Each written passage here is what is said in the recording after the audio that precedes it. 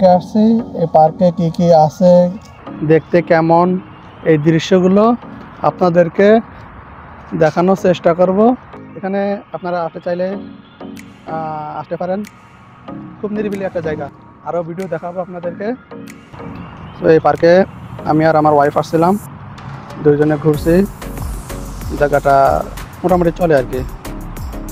তো বন্ধুরা, এই পার্কে একটা লেক আছে। লেকটা খুবই সুন্দর, কিন্তু একটা বিষয়, আমরা যে মুহূর্তে আসছি এখানে দুপুর টাইম, সো আশা করি বিকেল টাইমে আসলে আরও সৌন্দর্য উপভোগ করতে পারতাম।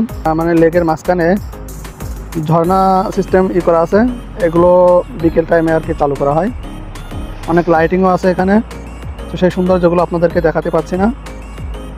স্বাভাবিকভাবে যেগুলো আছে আপাতত ওটাই আমি ভিডিওর মাধ্যমে তুলে ধরতেছি। র্যাপিড কেএল যে বাসটা দেখতে পাচ্ছেন, এখানকার যাত্রীদের জন্য আসলে খুব ভালো একটা বাস, এসি সিস্টেম করা। আপনার এখানে কোনো জঞ্জাট নাই, বাসের মধ্যে খুব সুন্দরভাবে তারা চলাচল করতে পারে।